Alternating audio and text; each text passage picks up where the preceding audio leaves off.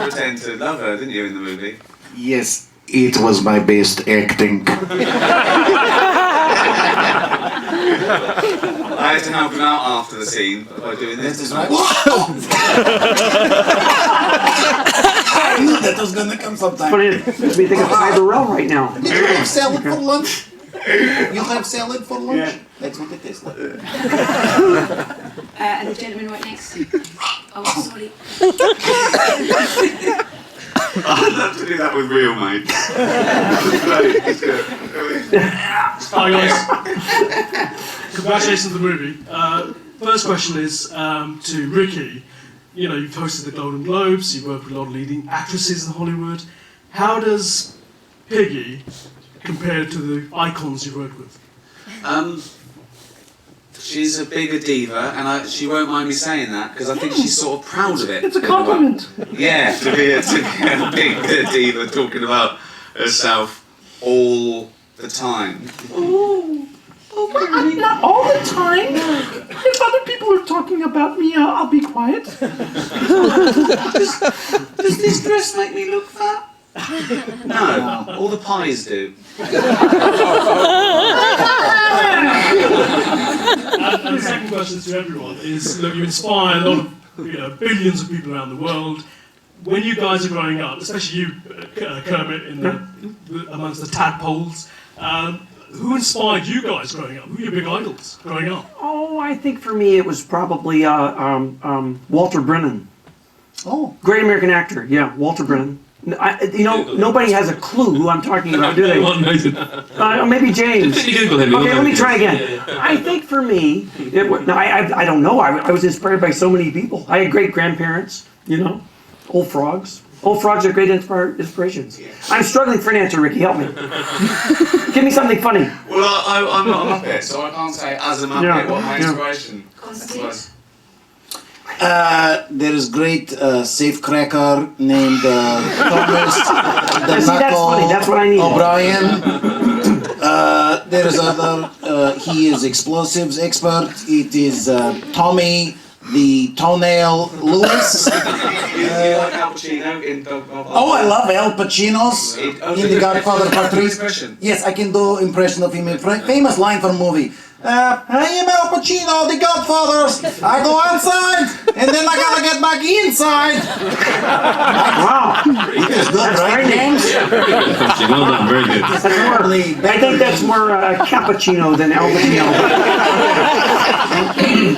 Peggy, would you like to answer that, please? Inspirations, idols. Inspirations, idols. Oh, yes. Well, I was an inspiration to everyone, of course, including myself. So, right before I go on stage or on camera, I always just look in the mirror. And then look the other way very quickly. Yeah, and keep going. Got a question down here. James, as well as some great cameos, you've also got some great locations, and I wondered if the Muppets opened the doors of the Tower of London and places like that. I think they probably did, because famously you're not allowed to film there, pretty much ever, and they've turned down everyone they've asked before, but somehow when you have the Muppets with you and you say, ask for favours, people tend to change their minds, and yeah, sure. So we actually were filming at the Tower of London for a good 3 or 4 days, that's amazing. I had to sign so many autographs. Yeah, Piggy sang a beautiful song there, we saw so many pictures. So it was very popular. It was amazing. It was a really amazing experience. So maybe somewhere in the Crown Estate, maybe somewhere upstairs in the Royal Family as a Muppet fan, maybe. Oh, I think so. We've had quite a connection with the Royals. I love those people. They're wonderful. Lady behind you. Just pass the mic behind you, actually. Just the lady there. That'd be great, thank you. Hiya. I have a question for Ricky. In 2011, you had a small role, and it was later cut. Were you disappointed when it was cut, and were you surprised they asked you back? This would be a good time for you two to hash this out. Kind of an accident. It wasn't really a role. It was me turning up as myself. It was me and was it Billy Crystal? Billy Crystal, yeah. The host of the Oscars and the host of the Golden Globes. It's a brilliant thing to cut. It was it was sort of a standalone thing. So and James told me, and I agreed. You can't put it in there just because you filmed it. They film about 4 hours of this to cut down. A lot of material in that film. So yeah, no, I didn't The great thing about James is he tells you that before you shoot the scene. We're not going to use this, but please come by. Here we go. Can you pass some mic behind you, please? Great. Hello, this question's for Ricky. With your newfound friendship with Constantine, have you thought about perhaps orchestrating an Idiot Abroad special where you send Carl and Constantine off? Well, yeah, I see a lot of similarities.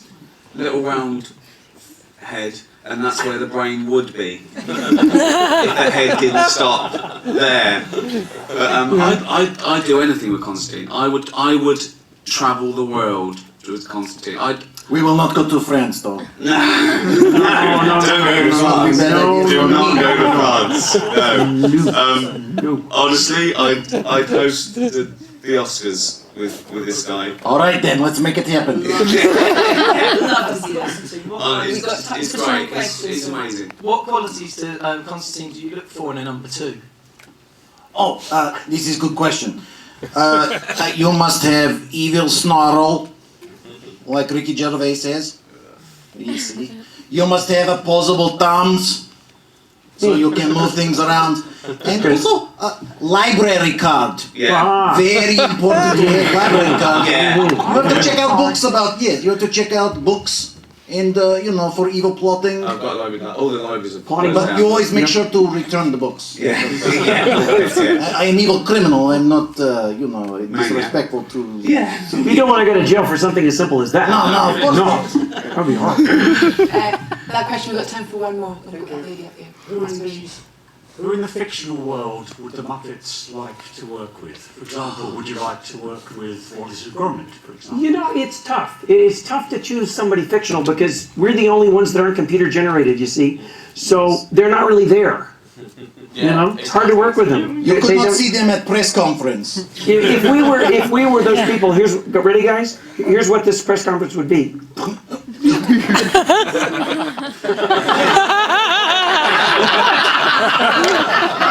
It'd just be empty chairs. Real? Okay, parts of me are not real. All right. Yeah, but we know about those parts. She has a key on the back of her head to tighten things up. You're weak. And I think that's an important point actually, because as an actor, I've done Nightly Museum. I've just done 3, and Ben Stiller is in it a lot, and he's in the scenes where all the animals come to life, but they're not really there. So he spends 6 weeks running around talking to a tennis ball on a stick.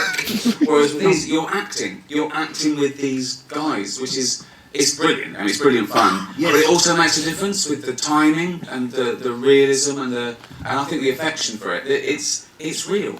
You cannot stick your finger down tennis ball's throat. True. You could never host the Oscars with a tennis ball. And last question, lady up here, please. Hi, this is for Jane. What really always strikes me about all the Muppet films is the intertextual references to all different styles and different films. And for me, one of my favourite films is The Pink Panther Returns. And Ty Burrell's character in that whole, was that really drawn from that, or what sort of It's an amalgam of every French person ever. When you have Sam Neill being the most patriotic American ever, you need a kind of foil for that. Is the most European, Frenchy French person ever. So I was very clear to him, just be as French as possible. And I said, don't worry about which region of France you're from, just be the superest Frenchest person ever. And then do that, and that works perfectly well. And so he does a great job. He's wonderful. Ladies and gentlemen, if I can ask you to stay seated, thank you so much for your time. Can you give a huge round of applause?